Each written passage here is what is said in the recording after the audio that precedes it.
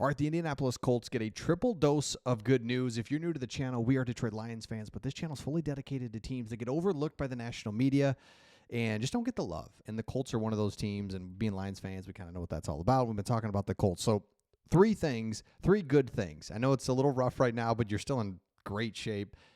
Good news number one is that you get rid of your kicker, Michael Badgley, and he's a former Lions kicker, and know all about him, and don't hate the guy at all. He was fine. That's the best way to say it. He was fine, but he was never super great. Did feel like he was about to miss at any point. So you signed a former Saints kicker, and I love it. I love the change. Let's go. He's in his head. What are we gonna do? We can't be sitting here, and we had to make something happen. If we're looking at situation week 14, we're looking for somebody that's experienced, can handle pressure, that we know we can consistent, be able to make kicks. That's what your special teams coordinator said on Tuesday. So good news number one, let's make a change. And I think you want a franchise, you want a team that doesn't screw around. You're not screwing around. Number two, good news. Nobody is talking about this guy, at least in the national media and everything else. Is Alec Pierce is just continuing to light it up. Leading receiver for the second time this season, put up a stat line of 4 receptions, 78 yards, just being a guy that you can depend on, tough catches. It's like, oh my gosh, right? Like what are we doing here? We have a receiver. By the way, that's my system kind of glitching up. So hang in there. Don't leave. Just the voice is clear. The pitcher's glitching up all of a sudden. Alec Pierce, and why this is good news is because as you continue to develop a second receiver, a third receiver, you trade away a receiver. You're like, oh my gosh, what do we? No, we got plenty of weapons. Alec Pierce needed you to step up this year, and he is. That's good news number two. Good news number three, just jumping right into it. Like, we're just getting after this here. Good news number three. When it feels like you're just dying here, right? It's just like, oh my gosh, we've lost the AFC South, where this is not good. Hold on. Just again, from an outsider's perspective, I know when you're in it, you're grinding away. You've lost 2 of 3 or whatever it is.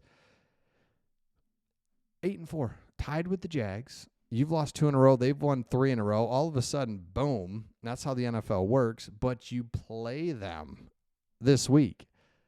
So the NFL, in football in general, is like designed like this.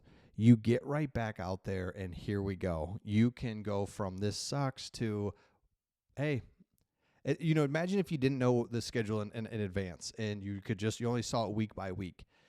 You're reeling here. You're a little like, we just lost the Texans. The Texans are climbing on us, and they were just like, hey, who do we play this week? And you're like, hey, good news. Get to play the Jags. Oh, there we go.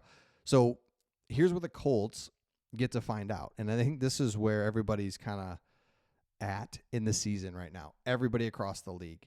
We are either a good playoff team and we're going to win these games down the stretch, or we're just not a playoff team like we thought maybe we were back in September, October. Weather's warm, life is good, everyone's healthy. It's just what it is. And now, because the NFL went from 16 games to 17 games, it's shocking how that one game makes the season feel so much longer. But it does, and it's just like attrition and who's out there and ACLs and ankles and wrists and injuries. But it's just like, all right, this is just what it is. And so if you're a Colts fan, you're in fine shape. That's the good news here. I'm telling you, from an outsider's perspective, to just be right here, one game away from reclaiming the AFC South and being 9-4, and the Texans, no one's really buying them. Like, no one's really just like, oh my gosh, it's like, maybe, I don't know. The Texans are weird. You had them beat. You feel like you should have won that game. It's just the way it goes. So let me know your thoughts in the comments on this and where you're at with this season. I know it's weird. It started off so well, and now it's like, oh my gosh, you lose 2 out of 3, and it just feels really rough. Let's take a look at this. At Jacksonville, at Seattle, San Fran, at home against Jacksonville and Houston. This is kind of what I'm saying, right? Is like everybody now has to decide. Like San Francisco's a perfect example. They play you in here.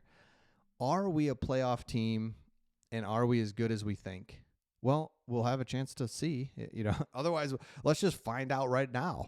Let's find out right away and just move on from this whole thing. So that's why I think you have to decide if you are a good team or not, and you have an opportunity to do it. So at Jacksonville, at Seattle, dang, look at your schedule. That's why this Houston loss was the roughest of it, because Kansas City, fine, like I get it, whatever. A couple OTs sandwiched in between the bye here.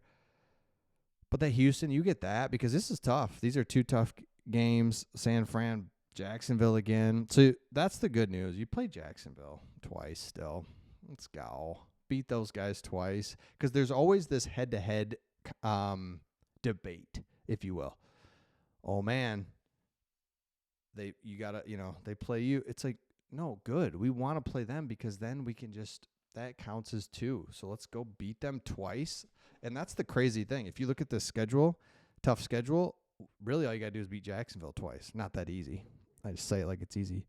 Beat Jacksonville twice, and the rest, but put everything into those Jacksonville games. It's kind of like a rivalry college football thing, right? Up here in Michigan, Ohio State, just put everything into that. I get it. You're going to put everything into every week and do everything you can to go 1-0. Coach speak, but it's true. That's just, you have to win and see what's in front of you each and every week. By the way, do not forget, Colts are just back to being where they should be. And I say back, it's not like they were like way off. Like the Lions, the Lions went just way off there for years at a time, just winning like 4, 5, 6 games. The Colts were never like that. Maybe a season here or there, but for the most part, always right there. And this is where you're hoping this is the year where it's like, well, I don't want to finish with 9-8 or whatever, 8-9. I want to can we just make the playoffs? Because I think this team makes the playoffs. They could really do some damage. So love seeing the Colts being good. Love the AFC South. Was down there for a little, was down a little bit for a couple years with the Jags being so terrible, Titans being terrible, Colts being okay, Texans are kind of taking the division for a minute. Now it's back. It's competitive. I like the Jags. Hold on. Don't get mad. I like just seeing them good. I feel sorry for them, honestly. Just like a small market. It's like Trevor Lawrence, you're better than that, right? You're good. So he is. He's good. He's fine. All right, let me know your thoughts in the comments. We'll see all of you on the next one.